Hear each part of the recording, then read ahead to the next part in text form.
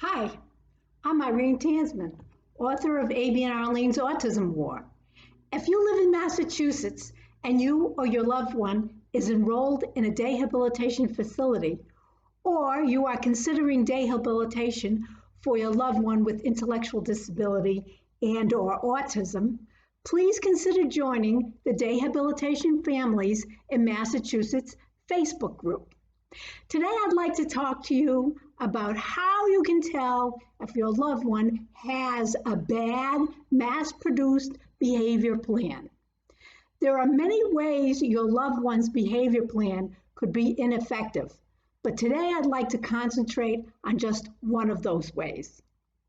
First, I want to let you know that I'm not a BCBA and I hold no degrees in applied behavior analysis. However, I did work as an independent SPED advocate in the 1990s, and I am a mother of an adult with severe autism. What I am about to tell you is not controversial among behavioral professionals. There is a consensus of agreement among those who do hold professional qualifications.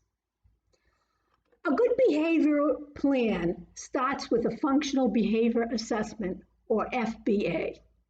When an individual shows behavior that limits or inhibits his or her ability to function in the community or to learn appropriately, a functional behavioral assessment is warranted as a basis for drawing up a good behavior plan. The assessment looks at the behavior when the behavior occurs. The assessment includes observing the antecedents to the behavior, what comes before the behavior itself, and the consequences of the behavior, what comes after the behavior. The idea is to understand the function of the behavior and to treat that function. This is done bearing in mind that deficits in adaptive behavior can lead to maladaptive behavior. I'll give you some examples so you know what I mean by that. For instance, if a person does not have an effective means of communication, he might be stealing, because stealing is the most effective way he has of receiving what he wants. Asking for what he wants is more difficult for him than stealing, so therefore, he steals. A program that only punishes the individual for stealing is not going to be effective. He needs an intensive program to beef up his ability to communicate. Now, here's another example. An individual has aggressive or self-injurious behavior because he didn't get what he wants. I think a lot of us have seen this. The individual was never taught to accept no. As we all know, there isn't anybody who gets everything they want.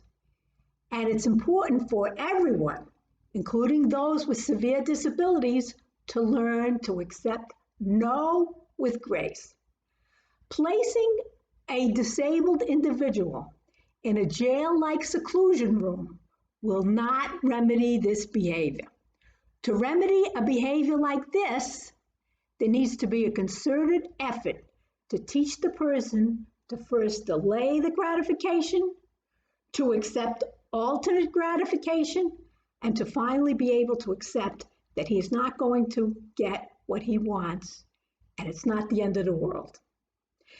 If your loved one's behavioral plan does not address possible deficits in adaptive behavior and only treats maladaptive behavior with punishments, your loved one's behavior plan is bad and will most likely cause your loved one distress. Why don't some behavior plans address deficits in maladaptive behavior? It isn't because the behaviorist doesn't know they should be doing this. They know they're supposed to do this. This is because this type of planning and teaching requires very hard work and accountability. They don't want to do this work, and they don't want to be accountable. Not addressing deficits in adaptive behavior is easier and much cheaper to accomplish. If you don't do it, it's much easier to have a behavior plan where you're just doling out punishments and that's that.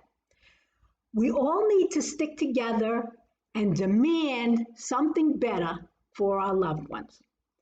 Now, I hope my video has been helpful to you, and I have a link to a related video on fake ABA in the description below.